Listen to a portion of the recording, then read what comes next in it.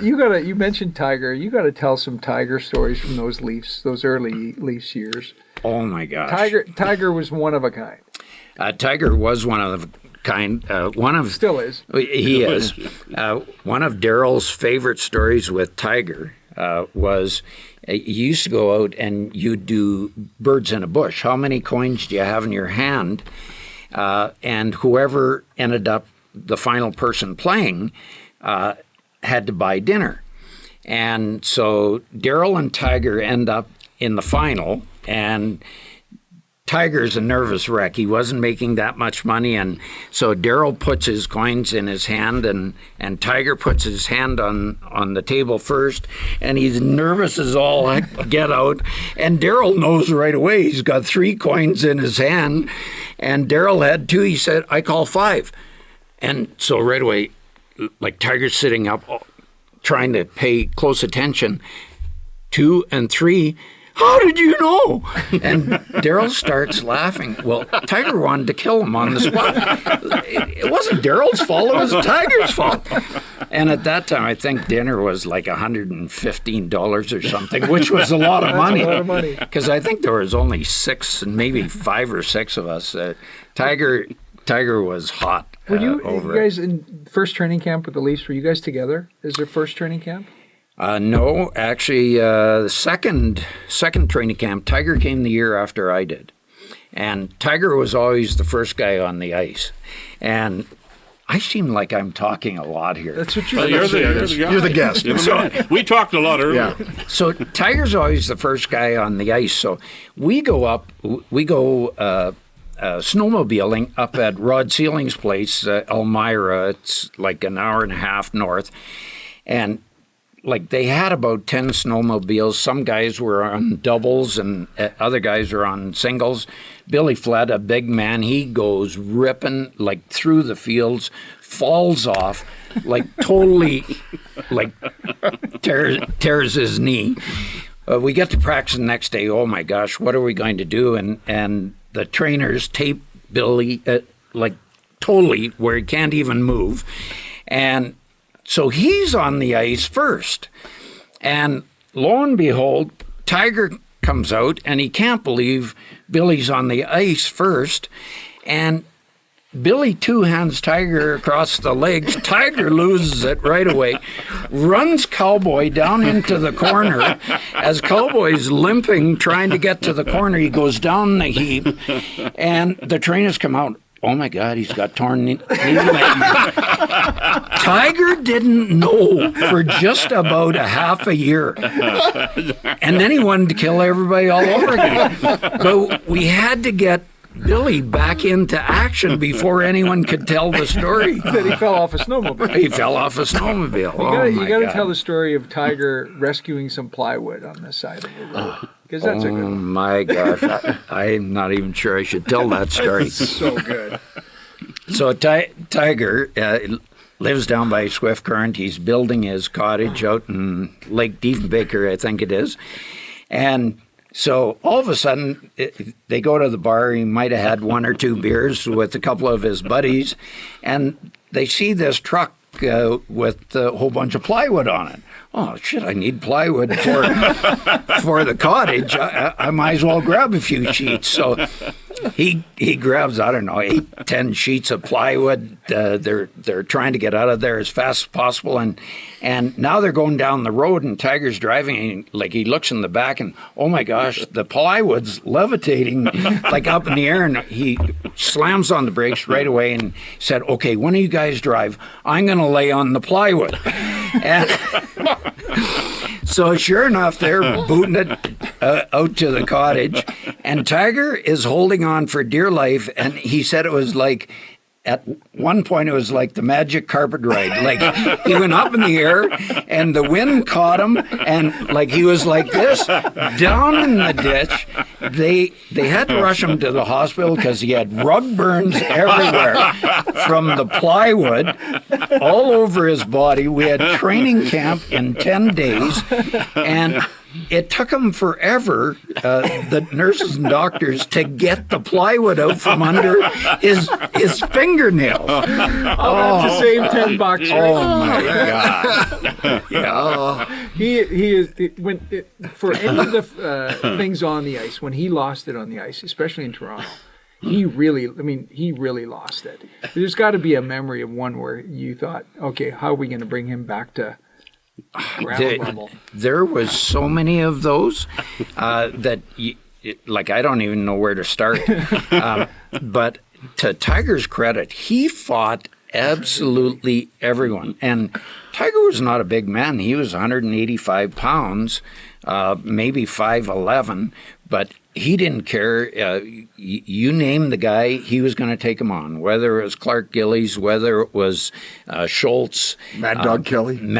Kelly. His favorite guy, he fought every guy in Philly, but his favorite guy was Bob the Hound Kelly. And the two of them both threw those punches about probably 8 to 10 inches long, and they were just like jackhammers.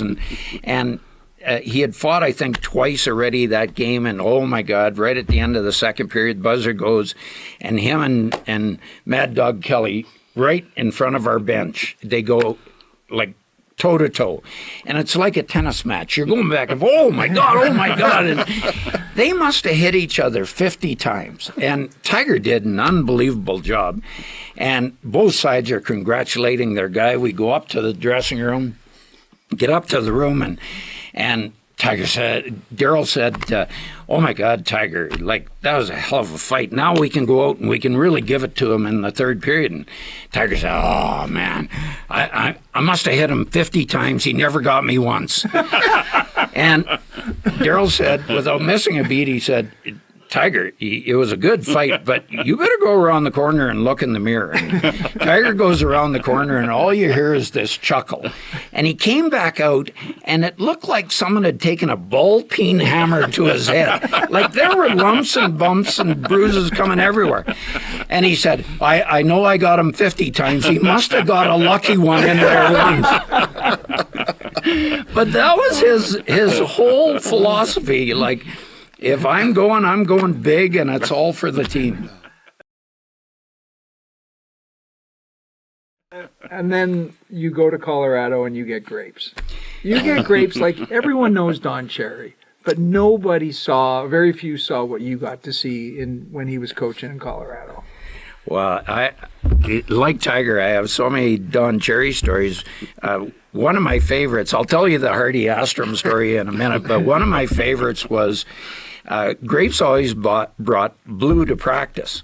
And you would come in our dressing room, and Grapes is about 10 feet down. There was Grapes' office. And Blue would sit right outside his office, and everyone knew you had to come into the room and go really slow, because if you walked nice and slow, Blue left you alone.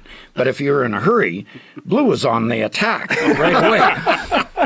And we're playing the New York Rangers. It's morning skate, and this New York reporter comes in to try and get a story. And he's hustling. He comes around the corner, and right away, Blue is up. He's got him by the back of the leg, and he's shaking him all over the place. Finally, the guy goes down for the count. He's face down, and Blue's trying to drag him. And we're yelling at Grapes to get out here because we're not going to mess with Blue. And Grapes comes out, and he said, "This is perfect. See that, guys? I want you guys tonight hungry, just like Blue." Finally gets Blue off. The reporter jumps up and runs out of the room. He didn't even get his story. Oh, my God. It was ridiculous. Every day. Every day. My favorite Grape story, well, that was pretty good. But we had this goalie by the name of Hardy Astrom. So he wasn't very good. No, he wasn't very good. We called him the Swedish sieve. And the holes were really big for poor old Hardy. And Hardy, he had this habit of pulling himself out of tough games.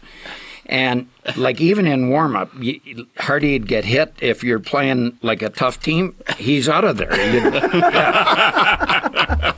You hit him once, he's down for the count. So anyway, Grapes gets the trainers to pull Hardy into the room, and Hardy is in the room talking with the trainers. Grapes comes out and he says, "Okay, guys, here's the deal. You know the deal with Hardy? You hit him once, he's going down for the count. We're playing the Montreal Canadiens, and it's not going to happen. Here's the deal. I will fine every guy in this room $500 if anyone hits him with a shot in warm-up." And we're saying, Grapes, like, the crowd thinks we're bad as it is. And he said, "I don't care. He's going to pull the chute on us. Like, let's see how far in the game we can go." So lo and behold, we go out for warm-up. We're doing 2-on-nothings, 1-on-nothing, 3-on-1, 10 feet wide, 5 feet high, and Hardy's in net. "Come on, guys, they need the practice." "No shit, you need the practice, Hardy." Lo and behold, we must have shot 600 pucks in warm-up, and even the crowd, "Oh my God, these guys are worse than we thought they were." There was only 4,000 people there anyway.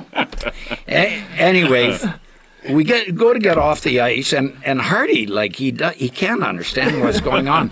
And there was Grapes as we're coming off the ice, high-fiving every guy. Like, yeah, no one got fined $500. We go out, we're in the first period, 5 minutes into the game, and we're winning 1-0.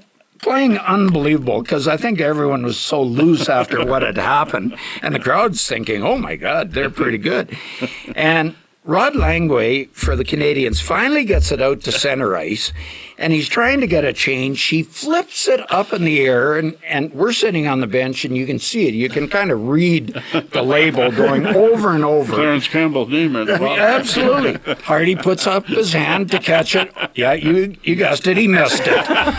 Comes down, clips him on the hip. Down he goes for the count. And Grapes is like, "You've got to be kidding me."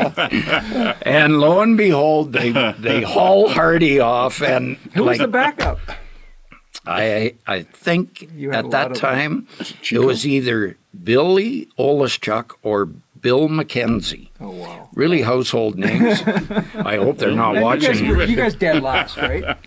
We won 11 games that year.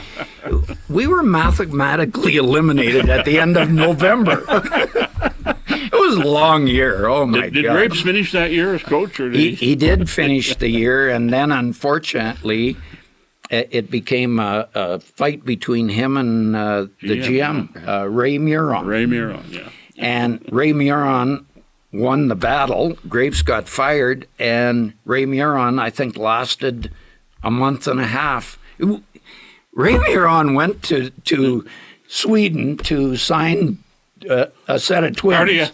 No, a set of twins. And he was all proud. There you go. He was all proud. I can't even remember their names. They came back. They came back. They were absolutely awful, just god awful, and so they sent them to the minors. They couldn't play in the minors. They thought they'll get accustomed and then come back up. So anyway, they call them back up. We go to L.A. By the way, the real twins were the two twins they signed in New York the same year. He had the wrong twins, for God's sake. Anyway, we go to Los Angeles, and there's 4 or 5 Europeans on the team at that time. They all have a limo waiting for them after practice, day of the game. And we don't know where they're going. We thought, okay, maybe they're going shopping or whatever. They head to the beach. Yeah. Day of the game. Day of the game. 2 of the 5 guys couldn't play because they were sunburned so bad. Like, they were like lobsters. They were this red when they get back to the rink. That's professional hockey. That's professional hockey. Oh, my God.